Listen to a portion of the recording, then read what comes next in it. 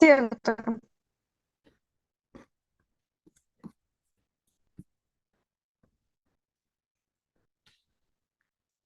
Mm,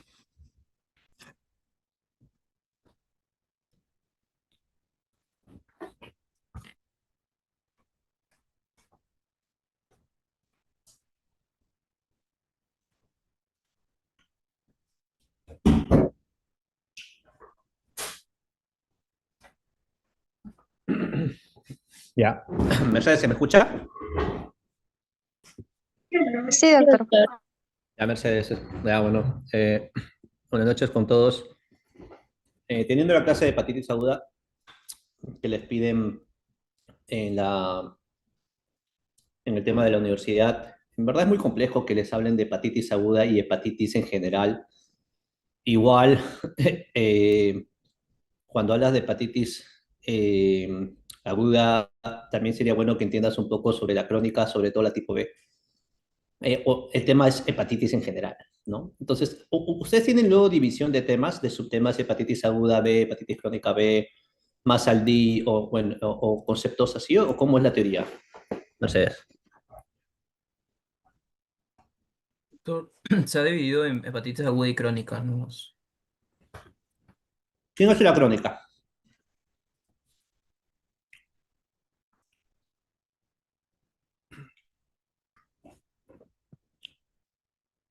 Figura que es la doctora Alba.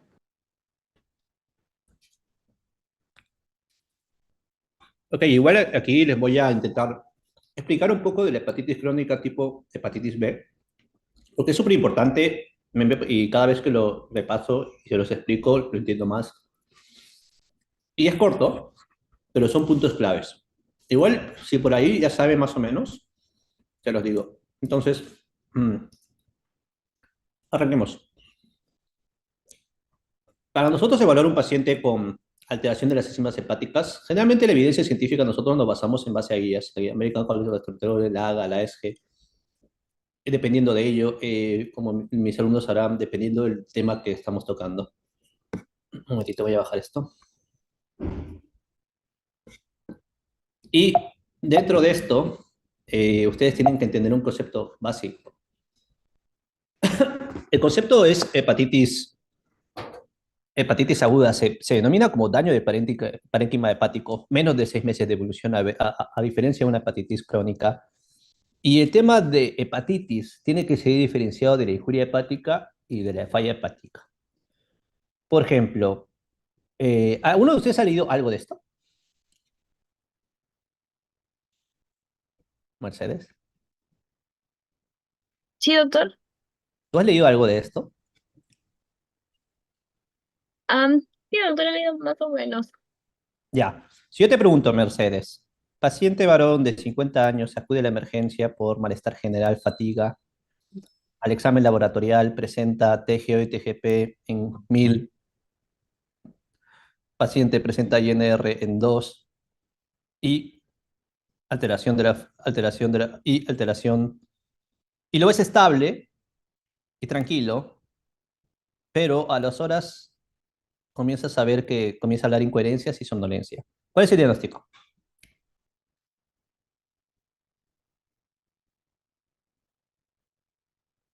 ¿Podría ser una encefalopatía? Está teniendo una encefalopatía, sí, pero ¿cuál es el diagnóstico? Sospecha. ¿Alguien? No sé si estarán por ahí, Ernesto.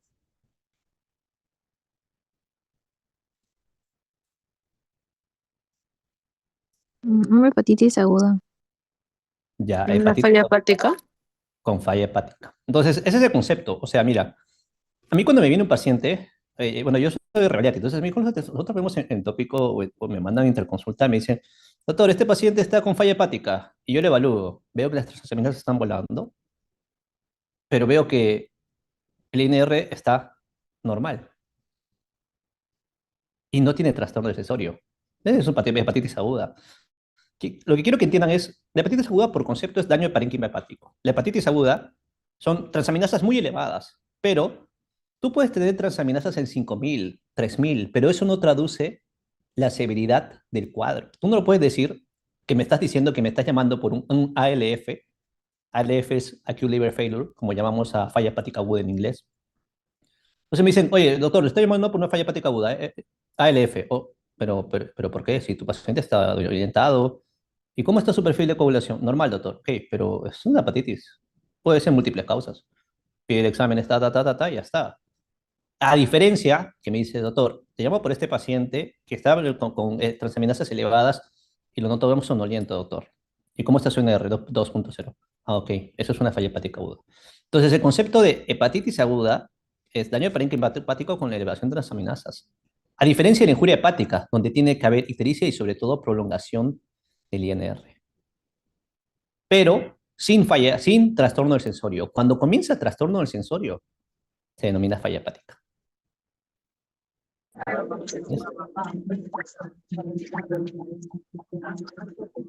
José, silencia tu micro, por favor. Y entonces, yo te digo aquí, el paciente que yo les he mostrado es un paciente que vino en injuria hepática y que evolucionó a falla hepática. Y esos son los tres conceptos que tú debes entender. Acute liver failure. ¿Por qué? Porque este paciente de acá debe ir idealmente a trasplante, ¿no?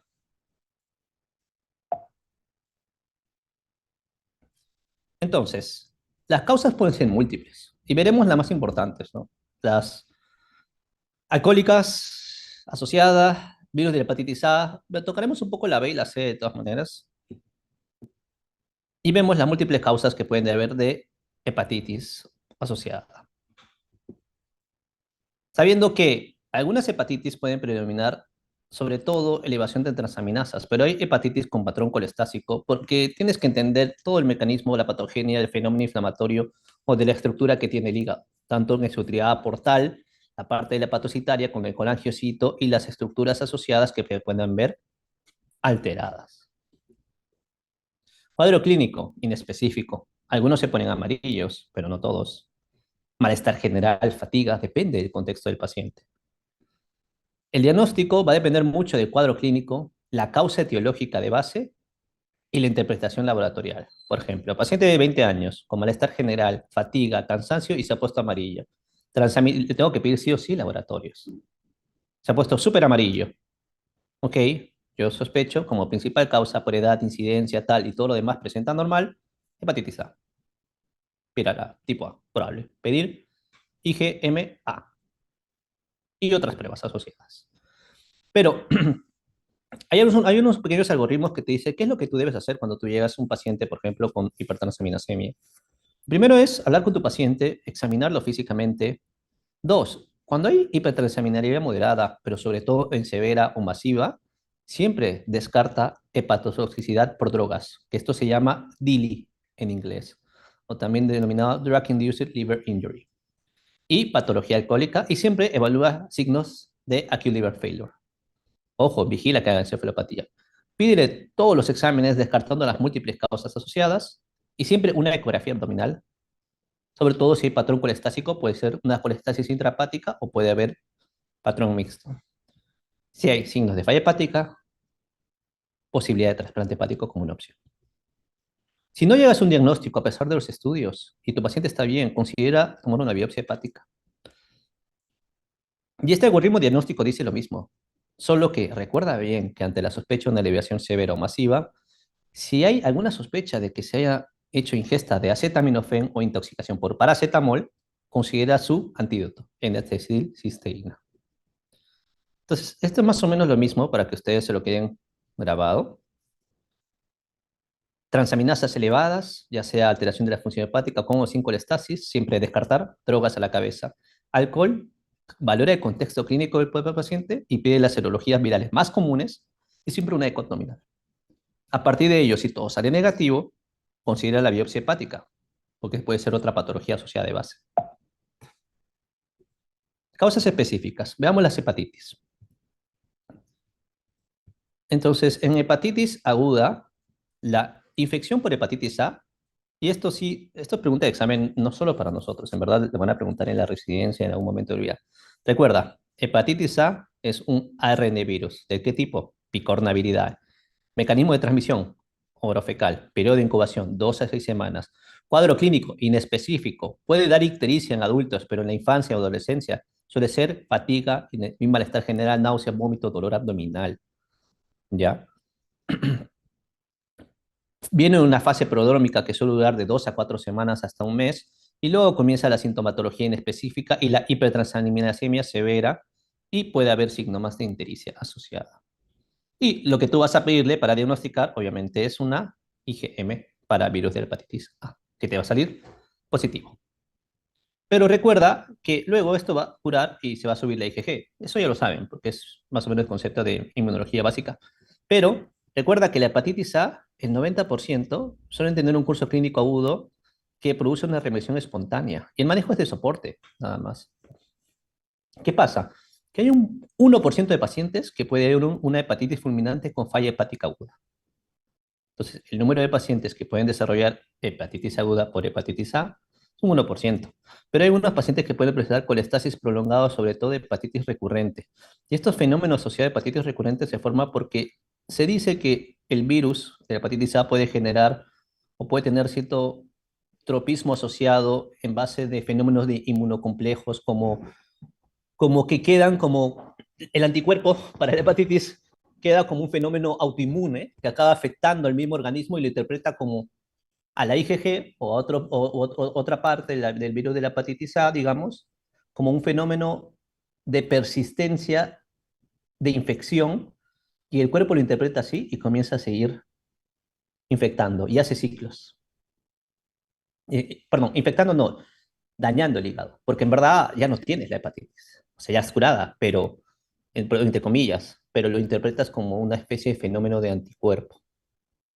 El anticuerpo se interpreta como un fenómeno de autoanticuerpo y lo está atacando a tu mismo organismo. Se llama por un fenómeno de, ahora no conozco, ahora no recuerdo muy bien el concepto, pero más adelante lo veremos, pero es como un mimetismo molecular que suele pasar.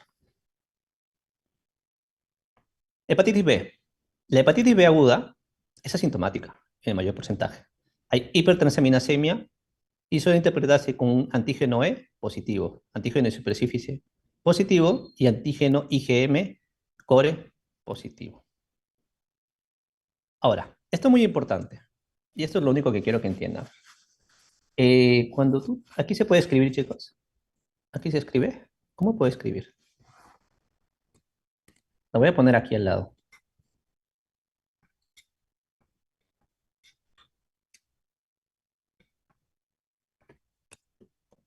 Recuerden bien, hepatitis B, el antígeno de superficie, tiene el antígeno de superficie, antígeno de superficie, tiene el antígeno E, y tiene también antígeno core, y tiene anticuerpo contra antígeno core. Un momentito, chicos, un segundito.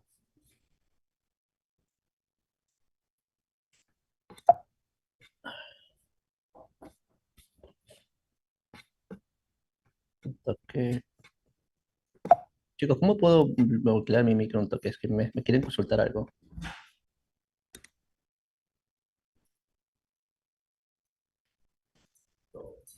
Estoy en clase, Juan.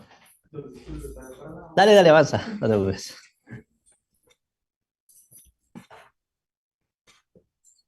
¿Que siguen aquí todavía? ¿No se han ido todavía? Ah, ya. Dale.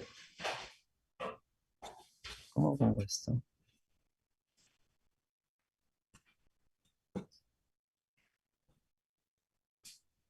Entonces, antígeno core y anticuerpo contra el antígeno core, que es el anticore. Ya sea. Entonces, el concepto que tú tienes que saber es, ¿cuál es el primero en elevarse? Antígeno de superficie. Luego, el antígeno E, ¿qué interpreta? Actividad. ¿El antígeno core existe? Sí existe. Pero, ¿por qué no lo detecto en sangre? Simple y llanamente porque se encuentra dentro de la estructura del hepatocito. No vemos dentro de la estructura del hepatocito. Y al encontrarse dentro de la estructura del hepatocito, no se detecta en sangre. Yo lo que voy a detectar del antígeno core es su anticuerpo, que es este de acá.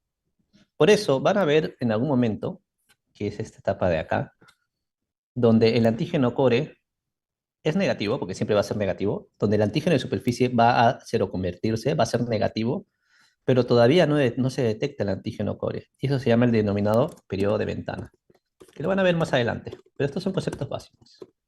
Entonces, con eso, yo sé dos cosas, que el antígeno E indica actividad o replicación, que el antígeno de superficie es el primero en elevar, que también indica actividad, y que el objetivo de la curación, tanto sea en la aguda o en la crónica, es que seroconviertas. ¿Qué debo seroconvertir? El antígeno de superficie. Y luego el antígeno E. ¿Qué significa seroconvertir? Que debo encontrar el anticuerpo contra el antígeno de superficie y el anticuerpo contra el antígeno E. Ese es el objetivo del mismo organismo, pero también del tratamiento antirretroviral. Sobre todo, seroconvertir el antígeno de superficie. Entonces, ¿qué pasa en la etapa aguda, chicos? Pues en la etapa aguda, el paciente, tú lo interpretas así. Hipertransaminasemia, le pido hepatitis, le pido marcadores, serología viral para hepatitis B. Y me sale antígeno de superficie positivo. Pum. Antígeno de superficie positivo. Pum. Antígeno de positivo e IgM, anticuerpo, anticore total. Aquí a veces te pone incluso anticore total. Te dice la IgM más la IgG. Pero le dices, ok, no, dame la IgM, por favor. Ok. Menos de 3 meses de evolución, ok, perfecto. Este paciente es una infección aguda por virus de hepatitis B. El 90% o el 80-70% de la hepatitis B suelen seroconvertir y suelen curarse de manera espontánea. Suelen haber curación hasta un 90% con la seroconversión antígeno E y antígeno de superficie, que es el objetivo del tratamiento. Pero ¿qué pasa si persiste esto con el tiempo? Si no se reconvierte el antígeno de superficie, si mantienes el antígeno E y si de la IgM pasa a la IgG, pues ya se convierte en infección crónica. Recuerda bien conceptos básicos. Hepatitis B es un ADN virus de transmisión sanguínea, sexual o perinatal. Periodo de incubación es mucho más largo, recuerda bien, y clínicamente es inespecífica, puede dar artralgias o síntomas extraintestinales. Pero recuerda que la hepatitis B, por concepto, es una enfermedad de transmisión sanguínea, sexual, perinatal, pero es muy diferente, por ejemplo, que tú siendo interno te pinches y te contagies de hepatitis B, que tú seas hijo o hija de un paciente que tiene hepatitis B. La transmisión perinatal hace que la historia natural de la enfermedad sea diferente que contagiarte en la etapa adulta. Y eso lo vamos a ver ahora. ¿Qué es lo que pasa, por ejemplo, en un periodo de una enfermedad aguda? En un periodo de enfermedad aguda, lo primero que se eleva es el antígeno de superficie, chicos. Miren lo que hace. Periodo de incubación, el antígeno de superficie es positivo. Luego que el antígeno de superficie es positivo, se eleva el anticuerpo anticore. ¿Positivo? ¿Qué tipo? El IgM. Y ya hay partículas de millón de la hepatitis B. La carga viral sale positiva. ¿Por qué no detecto aquí el antígeno core? Porque el antígeno core está en el hepatocito. Al estar dentro del hepatocito, no va a botarse a la sangre, de tal manera que no es posible medirlo por este momento. Entonces, luego el antígeno de superficie, si todo sale bien, va a estar en una fase de convalescencia. En el concepto de convalescencia, eso fue una pregunta de recientado en mi año 2015, más o menos 2014-2015. Y va a entrar un fenómeno donde el antígeno de superficie cae para elevarse luego el anticuerpo contra el antígeno de superficie. Pero, ¿qué pasa? Que en este periodo que pasa, en este periodo puede haber un momento donde cae este y se eleva este, pero todavía no lo detecto en sangre. Es decir, en esta etapa. Y si pasa en esta etapa, así, en una línea acá,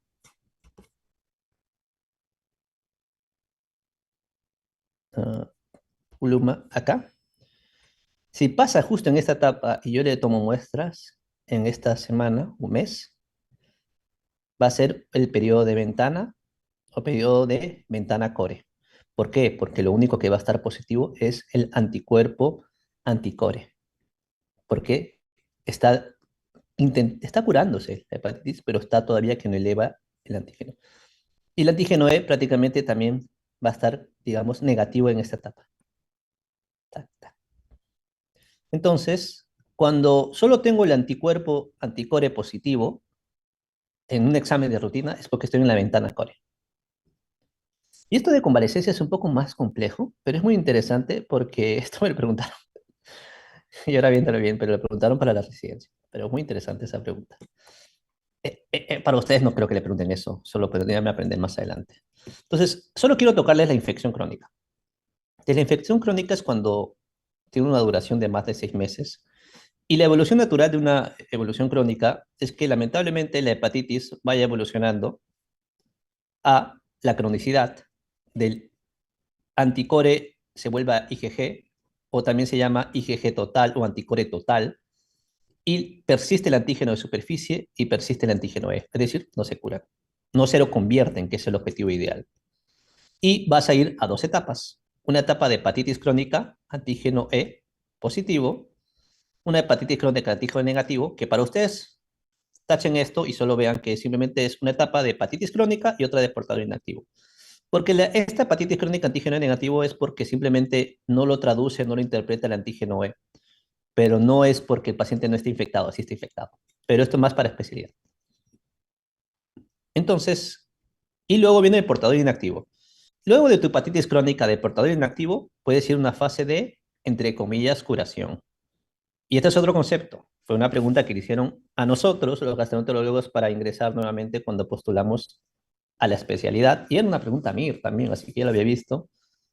Para postular a ser asistente, ¿ah? Entre 5 asistentes, que ya éramos terceros y pasamos a 728, le preguntaron, ¿cuál es el mecanismo por el cual el virus de la hepatitis B perdura en el hepatocito? Y dije, ese es el ADN, yo lo he leído en un momento y dije, es el ADN de doble enlace covalente, el DNA SS, se dice en inglés. Y eso hace que tú nunca te cures de la hepatitis B, porque el virus tú lo vas a destruir, vas a convertir, pero el virus, desde el punto de vista genético, su material, al tener un ADN de doble enlace covalente, mete su material genético al hepatocito y se queda vivo dentro del hepatocito y a veces puede volver a reactivarse. Por eso todo paciente que va a ser trasplantado o que va a recibir terapia biológica siempre debe tener un marcador para hepatitis B, porque puede tener el microorganismo y puede luego tener puede tener una hepatitis B oculta, ¿entiendes? Entonces, puede volver a hacer un fenómeno de Flair y puede volver a aparecer la hepatitis. ¿Me entiendes? Ojo, a diferencia de la hepatitis C, la A, que se curan, la B no se cura por el DNA de doble enlace covalente, DNA-CC. Eso me preguntaron a mí. Y esto es lo que yo les decía. ¿Por qué es importante, chicos, que tengamos, qué diferencia tengo yo que me infecto en la niñez y en el adulto? Si tú, por ejemplo, Mercedes, te infectas pinchándote, vas a desarrollar este fenómeno. Rápidamente se van a ver una hipertransminasemia porque tu organismo dice, oye, tengo que matar esto, tengo que una fase de inmunoclearance o fase activa donde yo voy a intentar luchar mi organismo contra un virus, contra algo que me está afectando, que es exógeno a mi organismo, y obviamente voy a tener el antígeno de superficie porque va a haber reactividad, va a haber actividad del virus asociado, la hipertransaminasemia que va a haber por daño hepatocitario, y luego voy a pasar a mi etapa, si todo va bien, de portador inactivo. Generalmente hasta un 90%. Eso suele ser lo típico en el adulto. Pero en el niño, que eso es lo que tú puedes ver sobre todo, y lo he visto en el 2 de mayo cuando fui alumno de cuarto año con ustedes o externo en quinto año en infectología, he visto un paciente con hepatitis B que tenía hepatocarcinoma de 16 años, chipivo, y murió. Iba a morir, iba a morir. Si estás en el 2 de mayo y lamentablemente no tienes trasplante, es que iba a morir. En ese momento no, o sea, te hablo de hace unos años, no había nada de eso. Entonces, ese paciente iba a morir, ya habrá muerto probablemente al año. Entonces, ese niño me hizo entender este contexto, ¿no? O sea, él se infectó en la etapa perinatal. Cuando tú te afectas en la etapa de la niñez, en la etapa perinatal, el virus de la hepatitis B es interpretado como, oye, ok, tú convives conmigo desde el nacimiento, no necesito activar mi sistema inmune, voy a tolerarlo. Y este fenómeno se llama inmunotolerancia. ¿Por qué? Porque las transaminasas no se elevan, porque estoy interpretando que el virus está allí y se va replicando por billones, por billones, por billones, pero mi transaminasas no se elevan porque mi mecanismo inmune no intenta atacar a los hepatocitos y no se produce hipertransaminemia. Simplemente hay replicación viral, no hay daño hepático, porque no hay fenómeno inflamatorio, porque no está atacando mi sistema inmune, porque mi sistema inmune lo está tolerando. Y eso pasa en la niñez. Pero en algún momento, ya cumples 10 años, 11 años, 5 años, 7 años, y entras a una etapa de inmunoclearance o fase activa. Y esta fase es fase de inmunoclearance o fase activa, hace lo mismo que la etapa adulta, luego, si todo va bien, pasas a un portador inactivo, pero luego te puedes reactivar. Y la evolución de esto, en la infección adulta es que puede haber complicaciones, pero la evolución de esto es que vayan a hepatocarcinoma y acidosis hepática y hepatocarcinoma en las niñez. Mal pronóstico en los adultos, en los niños, perdón. Esto es lo que les he explicado. Recuerden bien, hepatitis aguda, antígeno de superficie positivo, anticore IgM positivo, antígeno E positivo, obviamente, porque se está replicando, hipertransaminasemia porque está afectándose y el carga viral positiva. La hepatitis crónica, solo quiero que sepan esta, ¿ya? Olvídense de esta. Pero, ¿qué pasa si pasan 6 meses? Ok, se hace hepatitis crónica, el antígeno de superficie sale positivo, el antígeno de sale positivo, y aquí es anticore total, que en su defecto es o IgG, ¿me entiendes? Es IgM más IgG o IgG. Anticore total positivo, carga viral más o menos, pero si está positivo, y hipertransaminemia leve a moderada. Esto de acá se pasa a ser portador inactivo cuando se lo conviertes el antígeno E, porque les he dicho que el antígeno E mide actividad. Si el antígeno E, de ser positivo, pasa a ser negativo, este quiere decir que el paciente tiene hepatitis, pero está inactivo el fenómeno inflamatorio por el momento. Por eso las transaminasas son negativas. Y es cero convertido el antígeno E. Es cero convertido el antígeno E. ¿Ok? Negativo el antígeno E, pero el anticuerpo del virus de la hepatitis C está positivo. Perfecto, ya no está activo, pero sigo siendo portador sintomático. Portador asintomático. Y doctor, ¿el periodo de ventana cuál es? Que solo tenga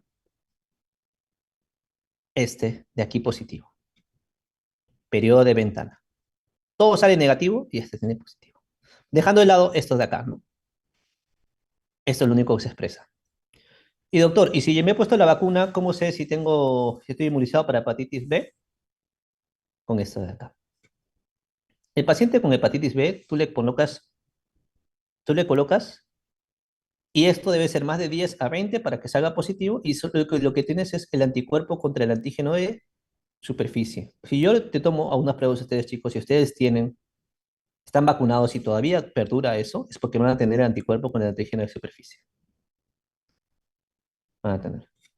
¿Y qué pasa si yo tengo un antígeno de superficie positivo, pero tengo un antígeno E positivo, y dejo un antígeno un anticore, un anticuerpo con anticore positivo, que he tenido un contacto pasado, que quiere decir que en algún momento de mi vida yo me infecté de hepatitis tipo B, pero gracias a Dios, digamos que me curé,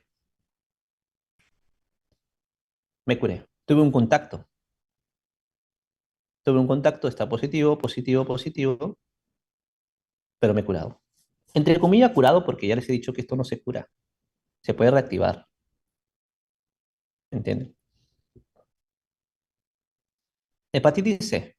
La hepatitis C es un tipo de virus ARN, familia Flaviviridae, cuyas proteínas estructurales y no estructurales, como pueden ver en esta parte de aquí, hacen que de su mecanismo patogénico. Y el tratamiento múltiples variedades de hepatitis C para el manejo de hepatitis C está orientado a acción directa a cada tipo de estructura, de proteína estructural, dependiendo del serotipo de hepatitis C. Mecanismo de transmisión, generalmente asociado a consumo o ingesta de drogas, o inyección de drogas, perdón. La transfusión sanguínea, la sexual, otras. Imagínense también tatuajes asociados dentro de ello, en ambientes que no se pueden ser demostrados. Tengo un par de pacientes con hepatitis en la clínica que no tienen ningún factor de riesgo más que tatuajes, pero se lo hicieron uno en Estados Unidos y el otro en Gran Bretaña, así que es súper raro, pero no se sabe. Y hasta ahora para mí es desconocido. Igual se los envió el hepatólogo, porque yo no soy hepatólogo, soy endoscopista, pero no se sabe por qué están, porque tienen hepatitis. Recuerda bien que a diferencia, chicos, el 80% de las infecciones por virus de la hepatitis B, sobre todo en la etapa adulta, se resuelven espontáneamente y el 20% cronifica. En la hepatitis C pasa lo contrario. El 80% de los pacientes que se contagian, si ustedes se pichan con alguien con hepatitis C, un 80% de que vaya a ser una infección crónica. Y de esta infección crónica, tienes hasta un porcentaje de que la infección crónica vaya evolucionando y llegues a la cirrosis hepatocarcinoma. O sea, es jodido tener hepatitis C. Lo bueno es que tiene tratamiento y se puede curar. ¿Cómo es la presentación típica de la hepatitis C? Inespecífica, chicos. Asintomática un 80%. A veces fatiga. Y tiene algunas enfermedades asociadas por mediadas por inmunocomplejos, que son estas de acá. Esto les pueden preguntar, lo preguntan en el USMLE, lo preguntan en MIR, lo preguntan en los exámenes de Perú. ¿Cuáles de las son las manifestaciones infecciosas asociadas con hepatitis C como manifestaciones extrahepáticas? Marque las que están probadas. Pa. ¿Cuáles son? Tiroides autoinmune, linfoma de no Hodgkin células B, líquen plano, crioglobulinemia, gamapatía monoclonal y porfiria cutánea tarda. Esto, o sea, quieran o no, o sea, a pesar de que es raro y súper frecuente, debes saberlo por dos cosas, porque puede haber asociaciones, lo puedes leer en su momento, pero también lo vas a tener que aprender tarde o temprano para el examen, porque lo pregunta. Recuerda bien que la hepatitis, la infección aguda de la hepatitis C, te da ARN elevado, el anticuerpo puede estar negativo o positivo, pero cuando estamos en la seroconversión anticuerpos de la hepatitis C, confirmamos que estamos en la etapa aguda. Quiere decir que si nosotros tomamos un ARN positivo que sale positivo y luego vemos viendo que ya sale el anticuerpo contra el virus de la hepatitis C, ya sale positivo, ok, confirmo que estoy en la etapa aguda y que ya estoy superando la etapa aguda y que se está curando prácticamente, porque he tenido suerte y no ha planificado, pero todavía puede mantenerse. La infección crónica es cuando el ARN, a pesar de todo, persiste elevado. Tengo el anticuerpo, pero tengo la persistencia del ARN de la infección asociada. Y ese es un problema a tratar. Más de 6 meses. El 80% evolucionan a cronicidad. La hepatitis C, chicos, es un tipo ARN de la familia Epiviridae, transmisión orofecal, periodo de incubación 2 a 8 semanas, muy similar a la hepatitis A, IgM primero, luego va a su IgG, o en la fase de convalecencia, cuando ya el paciente va solucionando el problema, y que, ojo, puede producir hasta en un porcentaje de 25% en mujeres de tercer trimestre, falla hepática aguda o ALF. De tal manera que lo que tienes que recordar de hepatitis C es que está relacionado con gestantes, pudiendo ser causa de falla hepática. Es poco frecuente la infección, pero está asociada con falla hepática en gestantes. Vamos a tocar DILI. DILI es, o hepatotoxicidad por droga, es el concepto en el cual una droga acaba produciendo injuria hepática a través de tres mecanismos, de un patrón hepatocelular, un patrón colestásico, es decir, eleva transaminasas, aquí tiene patrón colestásico, bilirruina, fosfatasa, gamma-glutamil, o un patrón mixto. Y puede haber dos tipos, el DILI intrínseco y el DILI idiosincrático. El DILI intrínseco es dosis dependiente. Si yo me tomo 100 pastillas de 10 paracetamol, me va a dar un DILI de tipo intrínseco, generalmente. Mientras que el DILI idiosincrático es aquel que es independiente de la dosis.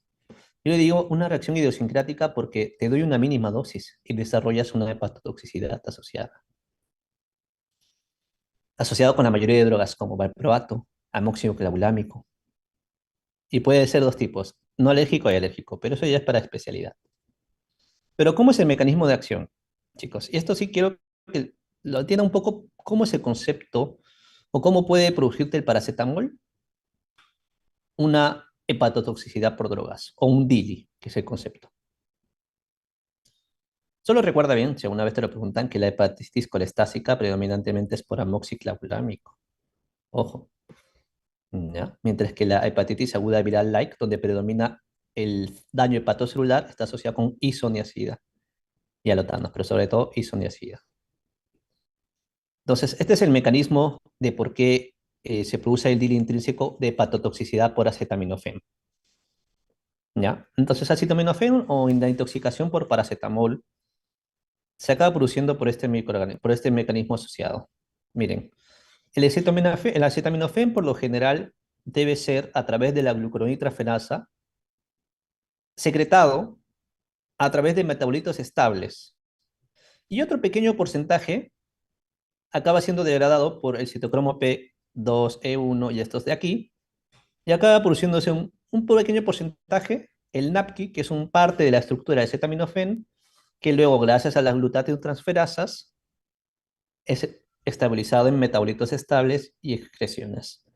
El NAPQI es una estructura que es parte del acetaminofén, que es el N-acetil benzoquinona que va a ser degradado por la glutatióntransferasa y se va a ser eliminado en la orina a través del metabolito estable. Pero ¿qué pasa si yo tengo este NAPQI? ¿Qué pasa? Que este NAPQI, si persiste en el organismo, genera por enlace covalente estrés oxidativo y daño hepatocitario. Entonces, ¿qué pasa si persiste el NAPQI? Pues dos cosas, que puede haber una inflamación de manera de algunas alteraciones. El concepto es lo siguiente. Si yo te doy 10 tabletas de acetaminofén o 15 tabletas de acetaminofén, un 90% se va a ir a glucuronización y sulfonización por tabletas estables aquí, y otros van a pasar la fase uno de la degradación del fármaco. El problema, chicos, es qué pasa si yo te incremento la dosis. Al incrementarte la dosis, mi fase de glucuronización y sulfonización no actúa porque es demasiado lo que tengo que degradar. Entonces, ¿qué voy a hacer? Voy a intentar que todo se vaya por la fase uno y voy a incrementar mi NAPQI. Lamentablemente, no voy a poder degradar todo el acetaminofén, incremento el NAPQI y esto acaba produciendo daño hepatocitario. Entonces, este es el concepto básico por el cual el incremento excesivo de NAPQI, la dosis dependiente, es dosis dependiente o DIL intrínseco por acetaminofén. Tienes 10 tabletas de acetaminofén, lamentablemente has congestionado la fase 2, solo te queda la fase 1, produces mucho NAPQI, intentas lo que puedas botar metabolitos, pero mientras vas generando daño hepático asociado. Y por eso que el acetaminofén o el paracetamol, su antídoto es el N-acetilcisteína. ¿Qué es lo que le hace el N-acetilcisteína? Reducir el NAPQI, brindando glutatión transferasa y haciendo que todo esto de acá se vaya a la parte excretoria y no siga produciendo daño hepático.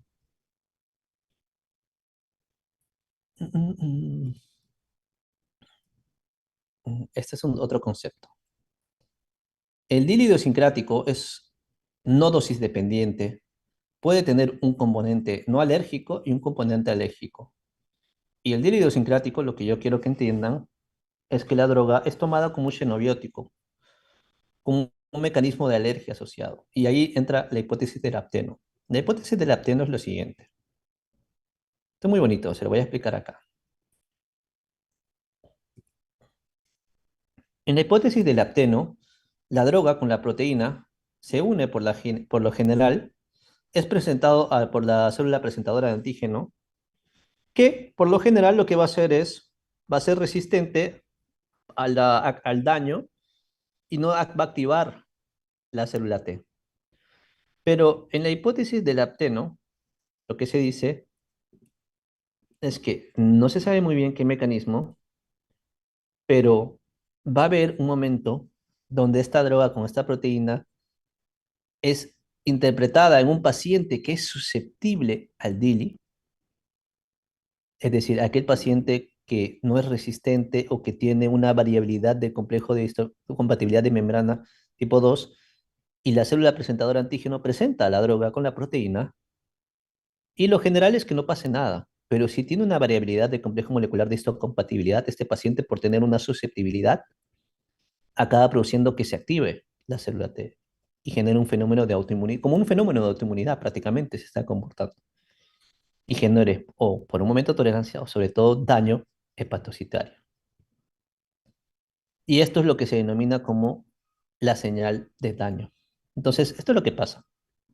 En la hipótesis del daño, la droga viene aquí, es degradada al metabolito reactivo. Se produce el fenómeno del fenómeno apteno, escogido el metabolito reactivo llevado por una proteína.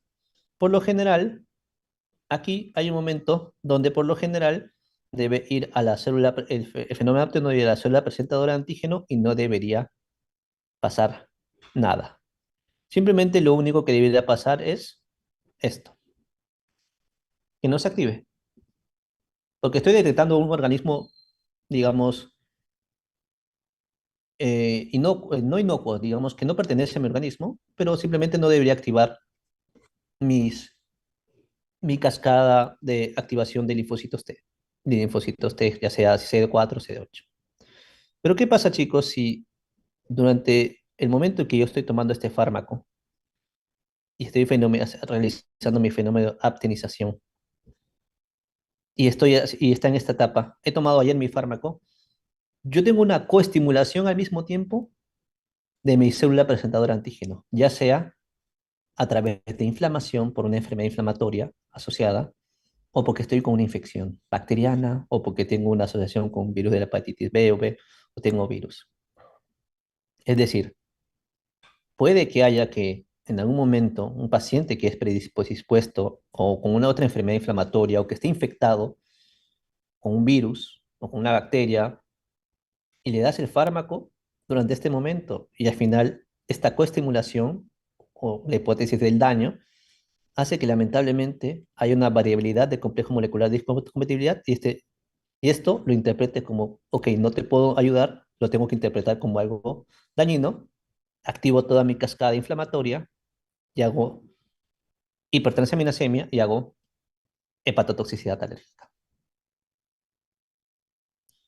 Ojo, ¿cómo interpretamos un paciente con diagnóstico por DILI? Lo primero que hacemos es enzimas hepáticas alteradas, revisar qué fármacos, incluso que algunos también hierbas pueden producir alteraciones, y tengo que calcular el valor de R. El valor de R se calcula entre la LT y la LT del paciente sobre el valor normal de LT, el límite superior normal, versus la fosfatasa alcalina.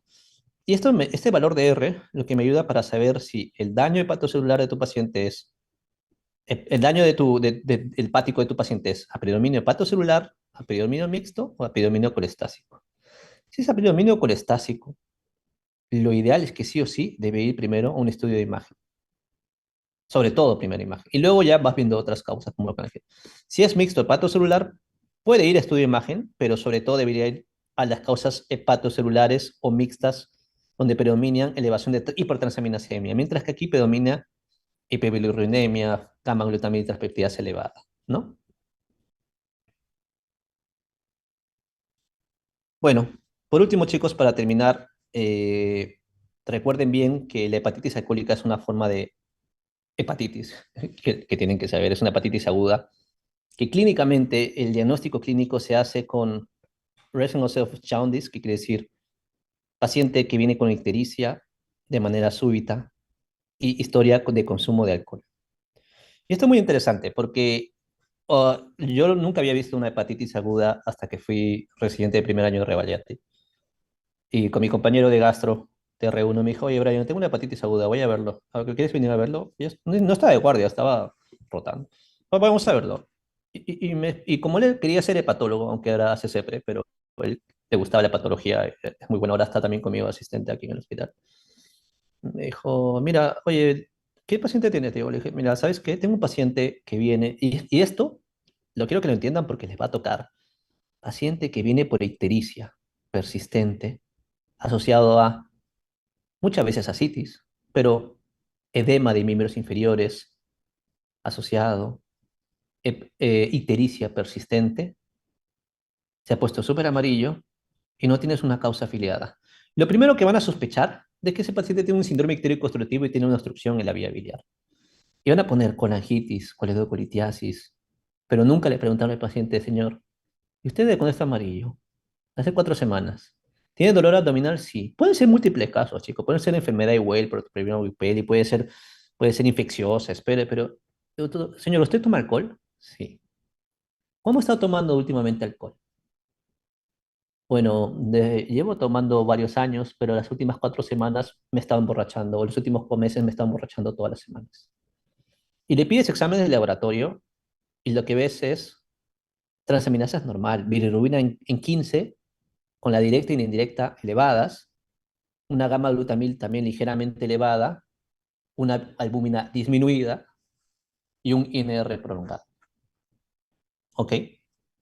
Y al final, ecografía, hígado cirrótico.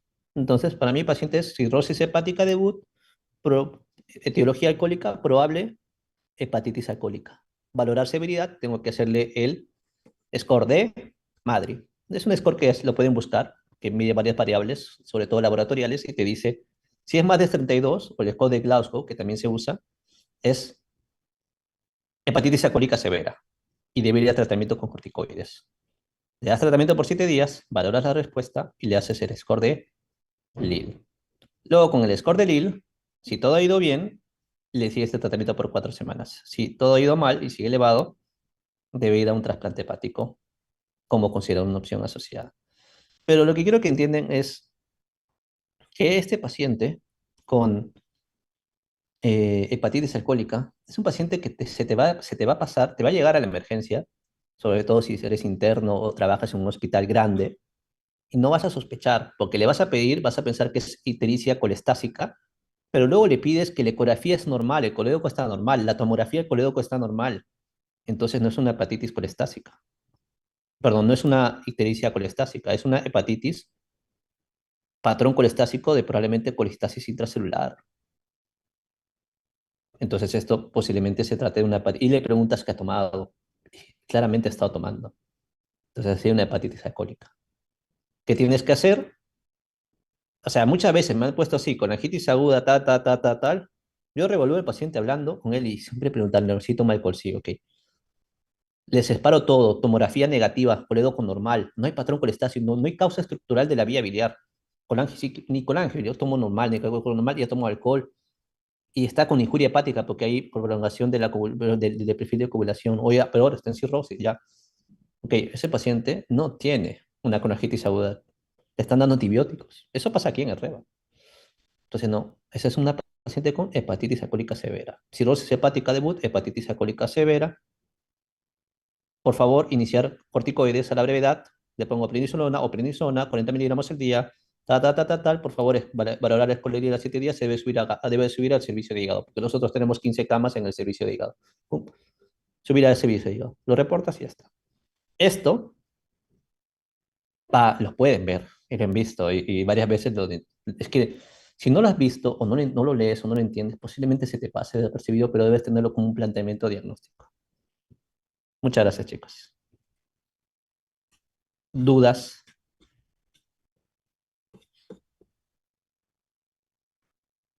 Doctor, tengo una pregunta. Vale. Con respecto, bueno, mencionó que el virus de la hepatitis A tenía como que un mecanismo de mimetismo. Es un, como un mecanismo, Eh, mira, es un mecanismo interesante.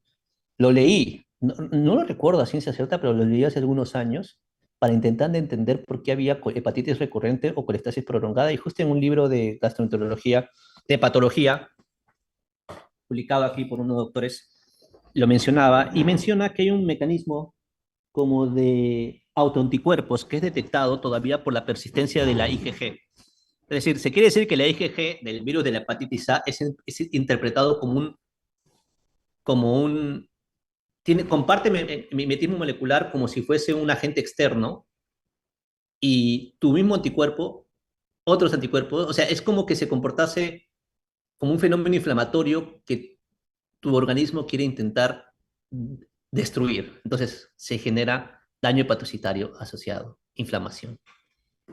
Te lo puedo buscar mejor, Pero ese es más o menos el mecanismo. Es raro esto de acá. Esto no te lo van a preguntar, ni yo me acuerdo bien, chicos. Pero más o menos ese es el concepto como fenómeno de mimetismo molecular, que es lo que pasa también en colon irritable, que es la otra charla de la próxima semana. Gracias, doctor. Pero el libro no lo tengo acá, lo tengo en mi casa, pero no me acuerdo. Es un libro amarillo. Artículos de eso, la verdad es que no. O sea, hay, ¿ah? Pero no leo muchos artículos de hepatitis, porque yo leo de endoscopía, pero hepatitis A no solemos ver, chicos. Esto lo mandamos, lo maneja medicina interna. Solo nos llaman cuando pasa esto y el hepatólogo lo llama.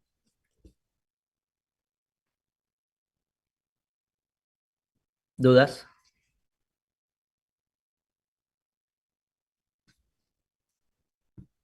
Ojo, ¿ah? Pueden preguntar. Sobre todo hepatitis B.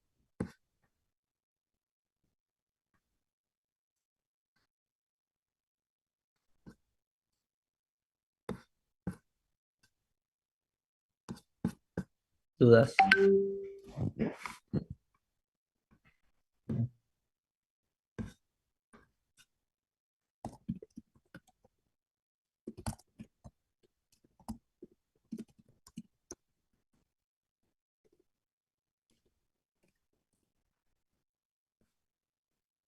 Todo claro, doctor. ¿Seguro? Ok. Bueno, igual les explicaré hepatitis B a mi grupo del hospital, por si hay alguna duda más. Gracias, chicos. Me voy porque estoy de guardia. Gracias, doctor. Buenas noches. Buenas noches, doctor.